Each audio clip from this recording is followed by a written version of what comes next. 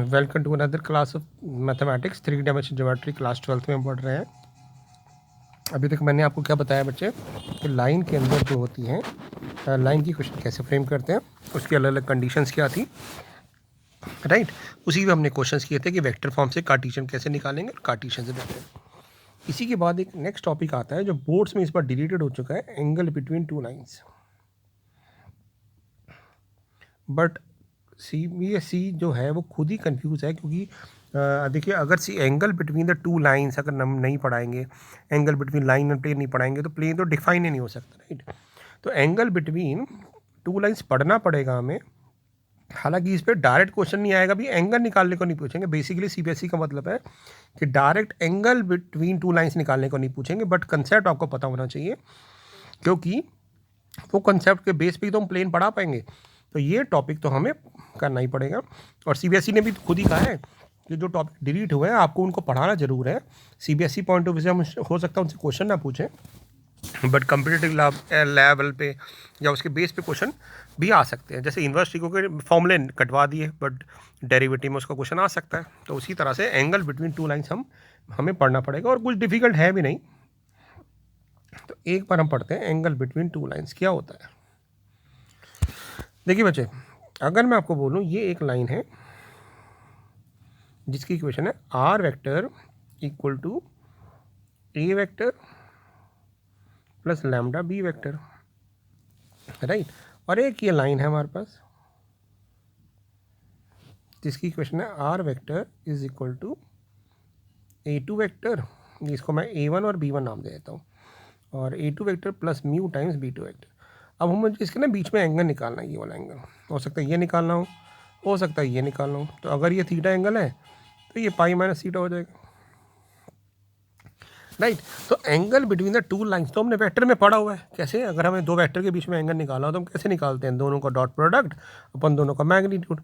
तो उसी लॉजिक से अगर मैं बोलूँ कि इस लाइन को मैंने एक वेक्टर बना दिया तो इसके डी आर क्या होंगे, तो आप कहोगे ये रहे डी आर। तो इसका मतलब मैं इसको B1 वेक्टर नाम दे सकता हूँ, क्योंकि ये वेक्टर उसी के डायरेक्शन में है, या लैम्डा B1 भी दे सकता हूँ, राइट, क्योंकि लाइन के डी आर है। और ये जो वेक्टर है ये क्या होगा, ये सेकेंड लाइन के डी आर है, जो यहाँ से आ सकते हैं B2 वेक्टर, या इसको म्यू B2 भी कह सकते हैं। तो अब हमें दो वेक्टर के बीच में एंगल तो पढ़ा हुआ है हमने। एंगल का फॉर्मूला क्या होता है दो लाइन वेक्टर के बीच में? दोनों वेक्टर का डॉट प्रोडक्ट अपॉन दोनों वेक्टर का मैग्नीट्यूड। तो यही फॉर्मूला हम लाइन में लगाते हैं। और अगर मैं ये वेक्टर फॉर्मूला लगा के कार्टेशियन फॉर्म निकालूँ तो वो भी आ जाएगा। बट अगर ये वेक्टर फॉर्म तो बेटा एक एंगल आया, अगर एक थीटा तो दूसरा कॉस पाई माइनस थीटा हो जाएगा, यानी वही वाली वैल्यू इसके नेगेटिव हो जाएगी। तो इसलिए हम यहाँ पे मॉड लगा देते हैं कि जो मॉड हटाएंगे तो प्लस माइनस वैल्यू आएगी, एक ही एंगल देगी और एक ही है। यानी एंगल बिटवीन टू लाइंस कुछ नया नहीं है, वो वेक्टर का ही कंसेप्ट है। पता नहीं CBSE ने क्यों उसको बोला है कि हटा दो, हालांकि वो कुछ नहीं है। मतलब बेसिकली CBSE चाहता है कि ये ऐसा क्वेश्चन लिखा नहीं आएगा कि एंगल बिटवीन टू लाइंस निकालो, बट कंसेप्ट आएगा।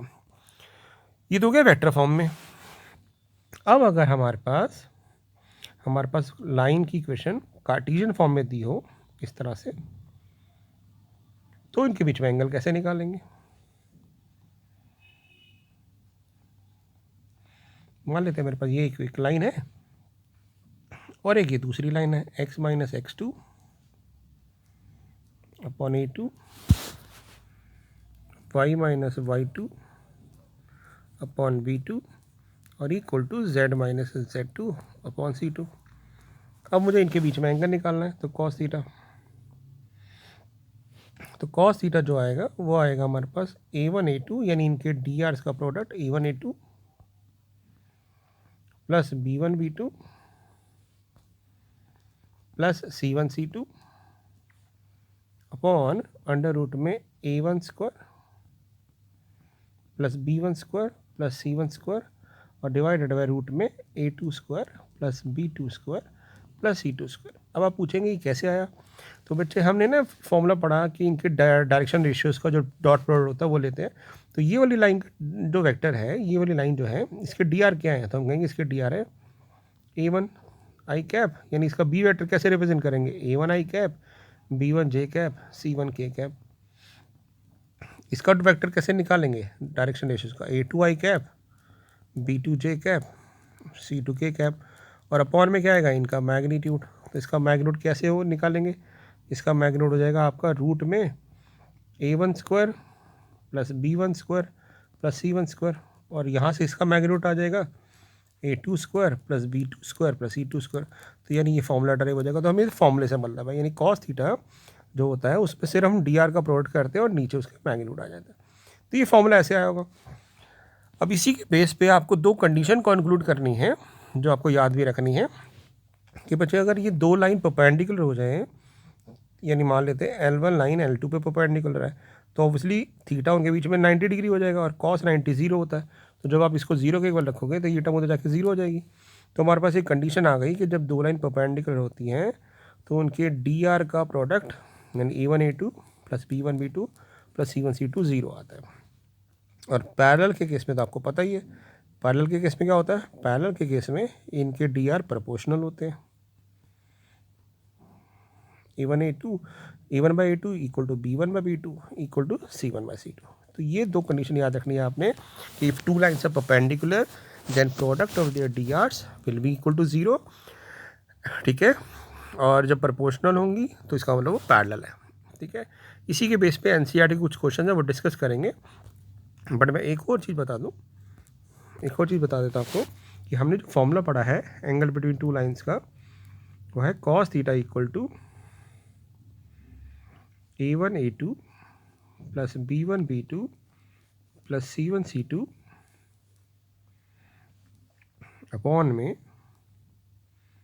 a1 square plus b1 square plus c1 square, और ये है a2 square plus b2 square plus c2 square, right. अब ये तो फॉर्मूले यहाँ पे a1 b1 c1 क्या है, ये dr है, और a2 b2 c2 भी dr है। बट अगर यही मैं बोलूँ कि फॉर्मूला मुझे ना डायरेक्शन कोसाइन की फॉर्म में चाहिए, dr की फॉर्म में नहीं चाहिए, तो क्या करेंगे हम, तो आपको पता है dc और dr के बीच में क्या रिलेशन होता है, डायरेक्शन रेशियोज जो होते हैं वो होते हैं डायरेक्शन रेशियोज, मतलब डायरेक्शन कोसाइन क्या होते हैं, डायरेक्शन रेशियोज अपॉन इसका मैग्नीट्यूड। हम क्लास में कर चुके हैं ये, तो ये हम यहाँ पे लगा देंगे, यानी a1 बाय रूट में a1 square b1 c1 square ये बन जाएगा dc। ऐसे a2 बाय ये टर्म बन जाएगी सेकेंड लाइन का dc, और ऐसे b1 सेपरेट कर देंगे तो हमारे पास cos थीटा क्या आ जाएगा, cos थीटा आ जाएगा L1 L2 plus m1 m2 plus n1 n2। यहाँ पे LMN क्या है, यहाँ पे LMN DC है, यानी DC की फॉर्म है, ये जो फॉर्मूला होता है ये ऐसे बन जाता है। तो आपको ये भी ध्यान रखना है कि अगर दो लाइन परपेंडिकुलर होंगी L1 L2 तो वही cos 90 0 होगा, तो हम कह सकते हैं कि उनके DC का प्रोडक्ट भी 0 आएगा। तो बहुत सिंपल सी चीज़ है, आपको ध्यान रखनी है कि whenever two lines are perpendicular then the product of their DC और DR will be equal to 0, ठीक है। तो इसी के बेस पे एनसीईआरटी में क्वेश्चन है, देखिए पहला वाला फर्स्ट क्वेश्चन क्या कह रहा है, show that the three lines with DC direction cosines are mutually perpendicular, यानी ये फर्स्ट लाइन के DC हैं, ये सेकेंड लाइन के DC हैं, और ये थर्ड के, हमें शो करना ही परपेंडिकुलर है। तो L1 लाइन जो है उसके DC क्या है हमारे पास, हम यहाँ लिख देते हैं, ये है 12/13 माइनस 3/13 माइनस 4/13। सेकेंड लाइन के DC है हमारे पास 4/13 12/13 और 3/13। और अगर ये परपेंडिकुलर हैं तो हमारे पास क्या कंडीशन आनी चाहिए, अभी हमने पढ़ी थी L1 L2 plus m1 m2 plus n1 n2 0 आना चाहिए। ये हमारा L1 m1 n1, ये L2 m2 n2, हम मल्टीप्लाई करते हैं तो ये करेंगे 12/13 इंटू 4/13 माइनस 3/13 12/13 माइनस 4/13 3/13। तो मेरे पास कितना आ जाएगा 48 minus 36 minus 12 upon 169 LCM।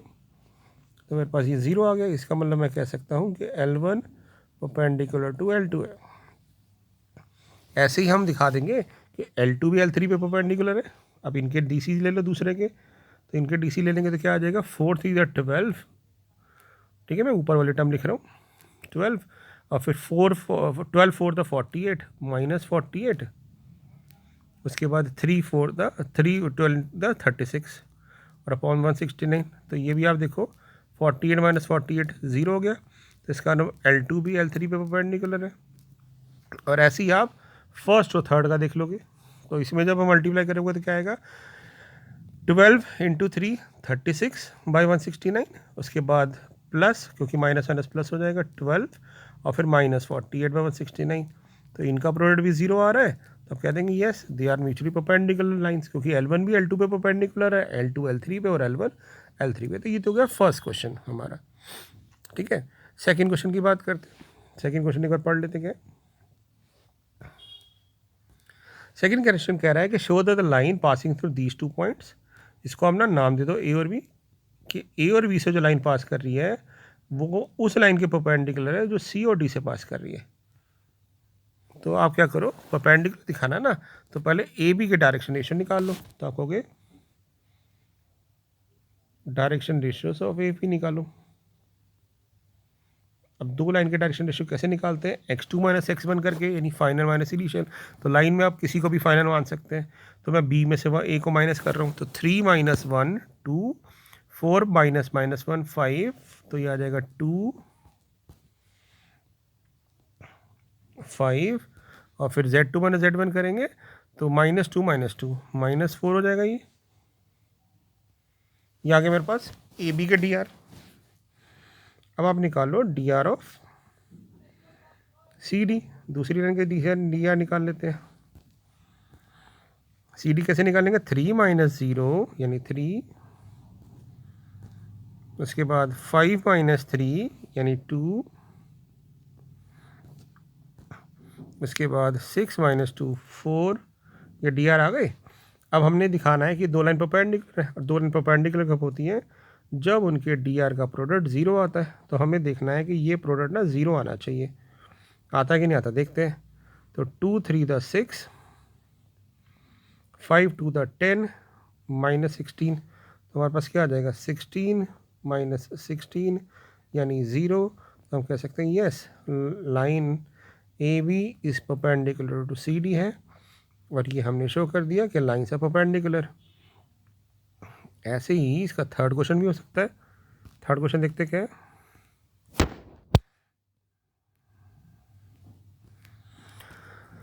Third question भी इसको ना नाम देता हूँ मैं बेटा, ये ए ये बी, ये कह रहे हैं आप शो करो ये पैरेलल है।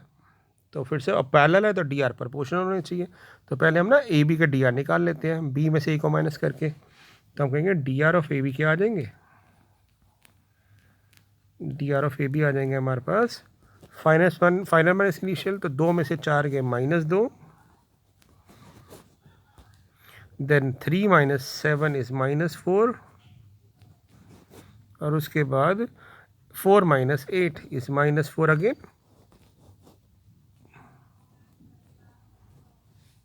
अब D R of C D निकालते हैं। D R of C D कहेंगे, देखिए 1 माइनस -1 2, उसके बाद 2 + 2 4, और उसके बाद 5 - 1 4। अब आप क्या कर रहे हैं, देखो जरा डी आर तो इनके प्रोपोर्शनल है। कैसे प्रोपोर्शनल है, अब ना आप इनका रेशियो निकालो, a1/a2 निकालो, कितना आ रहा है -2/2 -1। b1/b2 निकालते हैं, ये आ रहा है -4/4, ये भी -1। और c1/c2 निकालते हैं, ये आ रहा है -4/4, ये भी -1। तो क्योंकि ये सब बराबर आ रहे हैं तब कहेंगे क्योंकि a1/a2 is equal to b1/b2 equal to c1/c2 है, तो इसका मतलब लाइन्स आर पैरेलल, लाइन हमारी पैरेलल है। तो इस तरह से हम ये क्वेश्चन कर सकते हैं, राइट। अब क्वेश्चन नंबर 4 और 5 तो आपकी पिछली क्लास पे आधारित है, बेस्ड है। कैसे, एक बार क्वेश्चन पढ़े, कह रहा है find the equation of the line. अब यहाँ पे इक्वेशन ऑफ द लाइन पूछी है। अब ये equation of the line vector form भी हो सकती है और कार्टेशियन भी हो सकती है, कुछ नहीं बताई हुई। वो कह रहा है पास कर रहा है 1 2 3 से और पैरेलल है इसके। तो आपको याद होगा हमने पढ़ा था। तो फोर्थ क्वेश्चन कैसे बन जाएगा, आप कहेंगे फोर्थ क्वेश्चन बन जाएगा पास कर रही है 1 2 3 से, तो इसकी इक्वेशन हो जाएगी x - 1 y - 2 equal to z minus 3 और नीचे आते हैं डी आर, और डी आर होता है जिसकी डायरेक्शन में जा रहा है वो कह रहा है 3i 2j और माइनस 2k की फॉर्म में है, तो 3 2 और माइनस 2 आ जाएगा। ये तो होगा हमारे पास कार्टीजन फॉर्म। वेक्टर फॉर्म बनानी है तो वेक्टर फॉर्म भी यहीं बना देते हैं। कैसे? वेक्टर फॉर्म थी हमारी आर वेक्टर, पहले हम वो वेक्टर लिखते हैं जिससे हमारी लाइन पास कर रही है, वो है 1 2 3 प्लस लैम्डा टाइम्स उसके डी आर का वेक्टर आता है, तो वो आ रहा है 3i cap plus 2j cap minus 2k cap. तो ये हमारी फॉर्म हो गई। ठीक है, अब कोई नहीं भी लिखी तो आप दोनों ही लिख के आ जाना। अगला है कह रहा है find the equation of the line in vector and Cartesian, यानी दोनों बोल दिया उसने, निकालो विच पासेस थ्रू दिस पॉइंट, इससे पास कर रही है और इसकी डायरेक्शन में है। डायरेक्शन में मतलब ये डी आर है, तो हमारी वेक्टर फॉर्म क्या हो जाएगी, क्योंकि इससे पास कर रही है तो वो पहला वेक्टर 2i माइनस जे प्लस 4k, और डी आर की फॉर्म में है वो क्या है lambda times i plus 2j minus के। और अगर इसकी कार्टेशियन फॉर्म बनानी होगी तो क्या बनेगी, तो कहीं कार्टेशियन फॉर्म बनेगी x minus 2 y plus 1 z minus 4, और ये पास कर रही थी इससे तो लिख दिया, और डी आर आते हैं 1 2, डी आर यहाँ से आते हैं तो 1 2 माइनस 1, तो ये हमारी कार्टेशियन फॉर्म हो गई, वो हमारी वेक्टर फॉर्म हो गई। अब क्वेश्चन नंबर 6, ये भी हमने करा था मॉर्निंग में, अगर आपको याद हो पिछली क्लास के अंदर, कि यहाँ कह रहा है find the Cartesian equation of line passes through this point. अगर इसे पास कर रही है तो हम कहेंगे ओके पास कर रही है, तो इक्वेशन हो जाएगी x minus minus 2 y minus 4 equal to z minus minus 5, और अपॉन में आते हैं इसके डी आर। क्या इसके डी आर दे रखे? नहीं, बट इसके पैरेलल एक लाइन के डी आर है, तो मैंने आपको बताया था जब दो लाइन पैरेलल होती हैं तो उनके डी आर हम प्रोपोर्शनल ले लेते हैं, या फिर सीधा डायरेक्टली 3 भी ले सकते हैं। अदरवाइज हम कह सकते हैं कि इसके डी आर ना ऐसे होंगे, क्योंकि पैरेलल है, लैम्डा कॉमन लेके कट जाएगा तो वही डी आर आ जाएंगे। तो कार्टेशियन इक्वेशन आ गई x plus 2/3 y minus 4/5 z plus 5/6। और अगर बाई चांस वो कहता है कि इसकी कार्टेशियन की जगह वेक्टर फॉर्म निकालो, तो हम कहते हैं वेक्टर फॉर्म भी निकाल लेते हैं। वो आती 2i minus 2i plus 4j minus 5k plus lambda times 3i 5j और 6k। तो ये हमारा आंसर आ जाता। अब वो कह रहा है 7th क्वेश्चन में इसकी वेक्टर फॉर्म लिखो, तो वेक्टर फॉर्म भी तो लिख सकते हैं। कैसे? हम देख रहे हैं ये कहाँ से पास कर रही है, ये लाइन पास कर रही है 5 से माइनस 4 से और 6 से, और डी आर क्या है इसके 3 7 2। तो वेक्टर फॉर्म डायरेक्ट लिख सकते हैं r vector equal to 5i cap minus 4j cap plus 6k cap plus lambda times 3i cap 7j cap 2k cap. तो इस तरह से हम इसकी वेक्टर फॉर्म भी बना सकते हैं। ठीक है ना, हमने पढ़ा था कि वेक्टर फॉर्म के लिए क्या करते हैं हम। अब उसके बाद हम करते हैं 8th क्वेश्चन। 8th क्वेश्चन है, कह रहे हैं find the vector and Cartesian equation of a line which passes through 2 points. 2 point हमें दे रखे हैं, कौन कौन से है?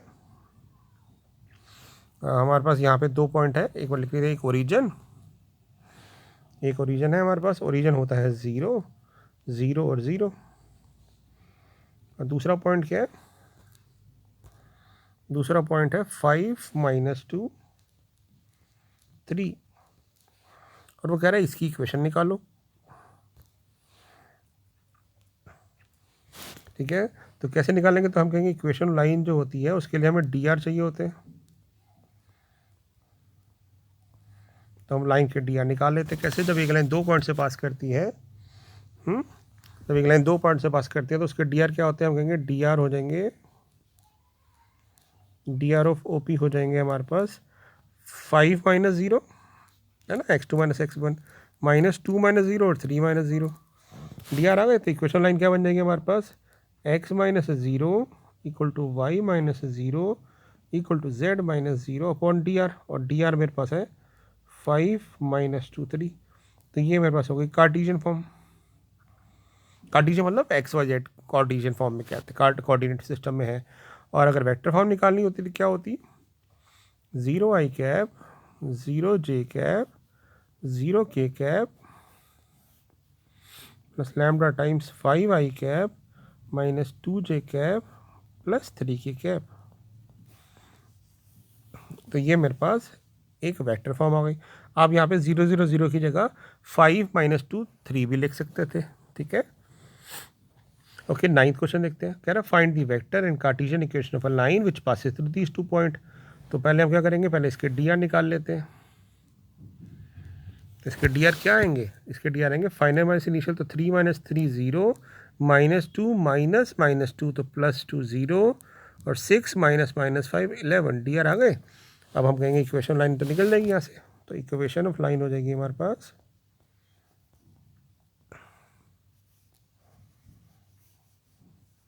इक्वेशन लाइन क्या हो जाएगी, इक्वेशन लाइन हो जाएगी हमारे पास x minus 3 equal to y plus 2 equal to z plus 5 upon D R. और डी आर क्या है हमारे पास, डी आर हमारे पास है 0 0 11। ये आ गई कार्टेशियन फॉर्म। अगर आपको वेक्टर फॉर्म बनानी है तो वेक्टर फॉर्म क्या बनेगी, 3i cap minus 2j cap minus 5k cap, और फिर डी आर का रेशियो, मतलब डी आर की वैल्यू 0 0j और 11k। तो ये वेक्टर फॉर्म बन गई। ओके, अब ये जो क्वेश्चन है ये 10th और 11th, ये क्वेश्चन इस बार CBSE से डिलीटेड है, जिसमें डायरेक्टली एंगल पूछा है, मतलब angle between the to line नहीं पूछा जाएगा। बाकी इसके बेस पे क्वेश्चन आ सकते हैं, बट अगर आप निकालना चाहें एंगल तो you can easily find out the angle. कैसे, अगर cos थीटा निकालना हो तो क्या फॉर्मूला है, b1 डॉट b2, ये रहा हमारा b1 वेक्टर, ये रहा हमारा b2 वेक्टर, इन दोनों का डॉट प्रोडक्ट अपॉन इन दोनों का मैग्नीट्यूड। तो क्या आ जाएगा डॉट प्रोडक्ट, एक बार अगर हम निकालना चाहें तो 3 1 द 3 प्लस 2 2 द 4 और 6 2 द 12 अपॉन दोनों का मैग्नीट्यूड लिख दोगे, ठीक है ना। पहले का मैग्नीट्यूड कितना आ रहा है, 9 और 4 और 36 17 49 7 आ जाएगा, और अगले का आ रहा है 9। तो हमारे पास थीटा क्या हो जाएगा, थीटा हो जाएगा कॉस इनवर्स, यहाँ से आया 12 और 3 15 और 7 19, और नीचे से आया 7 और 3 21। तो इस तरह से हम एंगल निकाल सकते हैं। तो आप 10th और 11th अगर करना चाहो अपनी नॉलेज के लिए तो कर लेना, अदरवाइज इस बार ऐसे क्वेश्चन डायरेक्टली नहीं पूछे जाएंगे, ठीक है। ओके, अब ये क्वेश्चन शायद आ सकता है CBSE में, क्योंकि डायरेक्ट एंगल नहीं पूछा बट एंगल के ऊपर बेस्ड है। कह रहा है ये ना, ये क्वेश्चन बोर्ड्स में आया हुआ है कई बार। कह रहा है कि ये दोनों लाइन आपस में परपेंडिकुलर हैं, तो P की वैल्यू निकालो। तो अगर ये परपेंडिकुलर है तो क्या मतलब है, इनके डी आर का प्रोडक्ट 0 है, बट डी आर हमें पहले निकालने पड़ेंगे। तो आप ध्यान से अगर देखो तो ये जो लाइन है ना, ये स्टैंडर्ड फॉर्म में नहीं है। 1 माइनस एक्स था तो स्टैंडर्ड फॉर्म में लाने के लिए मैंने -1 से मल्टीप्लाई कर दिया। फिर 7y था तो y बनाने के लिए 2 से 7 से डिवाइड कर दिया। z तो ठीक है। दूसरी लाइन की बात करते हैं, ये तो हमारी पहली लाइन। अब बात करते हैं दूसरी लाइन की। दूसरी में भी देखो आप एक्स का कोएफिशिएंट -7 है, 1 बनाने के लिए -7 से डिवाइड किया। अगला y ठीक है, और z को माइनस को पॉजिटिव करने के लिए माइनस से मल्टीप्लाई कर दिया। अब दोनों स्टैंडर्ड फॉर्म में आ गई। अब स्टैंडर्ड फॉर्म में आने के बाद ही तो निकाल पाएंगे डी आर। अब दोनों के डी आर निकाल लेते हैं। तो हम कहेंगे फर्स्ट लाइन के डी आर क्या हो जाएंगे, A1 B1 C1 क्या हो जाएंगे, जो नीचे टर्म्स होती है, -3 2p/7 और 2। सेकेंड लाइन के डी आर क्या हो जाएंगे, A2 B2 C2 क्या आ जाएंगे, -3p/7 1 और -5। अब आपको पता होना चाहिए कि ये परपेंडिकुलर हैं, तो A1 A2 plus B1 B2 plus C1 C2 0 होगा। तो मल्टीप्लाई कर देते हैं, तो 3 × 3 9p/7, फिर 2p/7 -10 = 0, इसको उधर ले जाएंगे तो हमारे पास आ जाएगा 11p = 70, और p हमारा आ जाएगा 70/11। तो हमसे ये p की वैल्यू पूछी गई थी, तो हम कहेंगे p हो जाएगा 70/11, राइट। तो इस तरह से हम क्वेश्चन को कर सकते हैं, बहुत ईजी होते हैं। अब करते हैं 13 क्वेश्चन, ये भी बहुत आसान है। कह रहा है कि शो करें दोनों लाइन परपेंडिकुलर है। अगर ये दोनों लाइन परपेंडिकुलर है तो इनके डी आर का प्रोडक्ट 0 होगा। तो इसके डी आर क्या आ रहे हैं, 7 -5 और 1, क्योंकि स्टैंडर्ड फॉर्म में है। इसके डी आर क्या आ रहे हैं, 1 2 3। तो एक बार आप कहोगे चेक कर लेते हैं, A1 A2 B1 B2 C1 C2 क्या आएगा। तो किया 7 इंटू 1 -5 इंटू 2 और 1 इंटू 3, तो हम देख रहे हैं कि 10 माइनस 10 0 हो गया, and because A1 A2 plus B1 B2 plus C1 C2 0 है, सो लाइन्स आर परपेंडिकुलर। ठीक है, तो ये दूसरा टॉपिक हमने खत्म किया। पहले हमने बेसिक पढ़ लिया लाइन की इक्वेशन कैसे फ्रेम करते हैं, कार्टीजन से वेक्टर, वेक्टर से कार्टीजन, फिर हमने एंगल का कंसेप्ट कर लिया। एंगल का कंसेप्ट पढ़ना ही पड़ेगा आपको, क्योंकि आपको प्लेन निकालने के लिए और हर डिफरेंट क्वेश्चन करने के लिए एंगल को तो पढ़ना ही पड़ेगा। ठीक है, तो ये टॉपिक हमने कर लिया, तो लाइन को कंटिन्यू करेंगे अगले ट्यूटोरियल में भी, तब तक आप इसको रिवाइज कर लो। ठीक है, थैंक यू।